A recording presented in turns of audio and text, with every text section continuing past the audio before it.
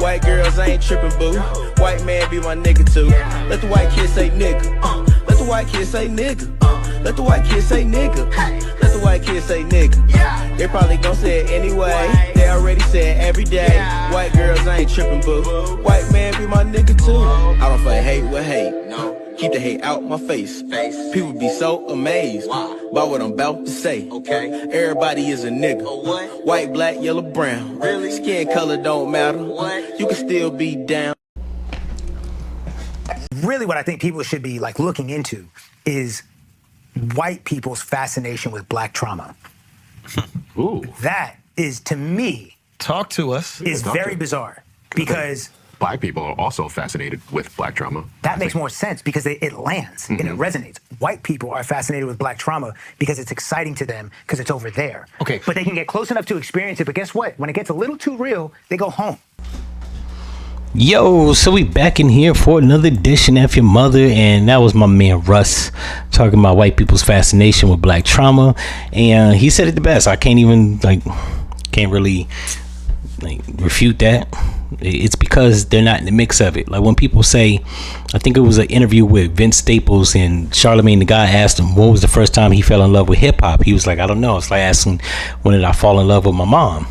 We are the culture. That's why it's hard to listen to people that's not black give their critique on hip hop, because usually you have the shittiest taste in music, and they try to tell me Mos Def isn't better than Drake. Clearly you don't know hip hop. It's not all about rhyming words. Like DMX said, I'll forever quote this: I'm tired of hearing niggas rhyme and don't say shit. Yeah, when you listen to, I had to tell this dude, he said, how you know, he was a white guy, he said, how you gonna say that you know hip hop better than me? He was a little younger. I think he was like 30. I just turned 40. I said, I'm gonna put it like this: when you listen to hip hop, it's third person. Somebody's telling you a story about another person. When I listen to hip hop, it's not nobody telling me. It's, I literally know what they're talking about. I either lived it or I was close to it. Even if it was second and third handed, like I was in the room. Like I have cousins that sold dope. I sold dope. I've been in a dope house. I've sold crack to crackheads when I was 15. It wasn't some shit I heard on a rap record. Yeah, they rapped about it, but I actually saw it, like had a front row ticket to it. Carjacking. I've stole a car. I've rode in a stolen car. It wasn't no shit that I like heard from a person. I actually experienced that. Now, every now and again, you get a white person that actually like does that. Typically, it's because they got black friends. That's not to say there's not white boys that don't do criminal shit. I know a lot of them, especially growing up. Sold coke, sold crack. Broken in people's houses, stole cars.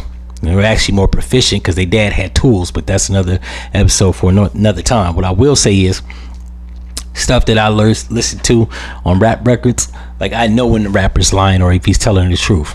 When Jeezy does the weigh up on ounces, I knew he was off.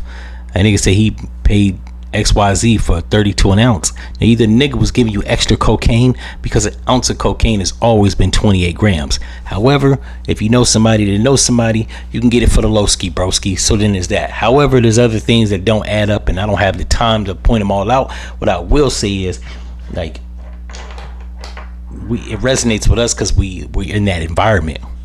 Like rap, like they always say that white kids buy hip hop more than black kids. The reason for that is because it's a form of entertainment. For us, that's a lot of our like biographical storyline.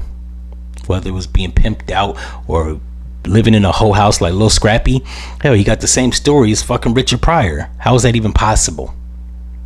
So what I will say is this picture right here, Drake, somebody posted up on Twitter. It said, growing up one way and then turning hood in your late 30s is a form of mental illness. And I have to agree.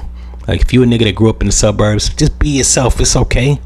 When I see dudes that are like melanated or identify with the culture because they have a third party connection like Jay Prince, it just seems weird, bro.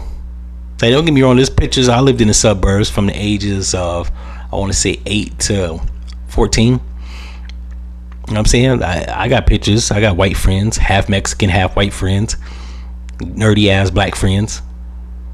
I didn't try to be hood in my 30s. I moved back to Ohio when I was 14. I've been in the hood since I've been 14. And that don't mean the trenches. Don't get it fucked up. I'm in the hood right now. Some white people over here, black people, a couple Latinos, but It's the hood, right? And that's another notion that the hood got to be this evil ass, dangerous fucking place. No, that's the trenches. And keep it real, I ain't lived in the trenches in quite some time. I stay away from dangerous niggas because that'll affect your health care. I like to keep my coverage relatively low. I don't need my deductible being no goddamn $500. In any event, if y'all like this episode, you know what to do, and I'm out.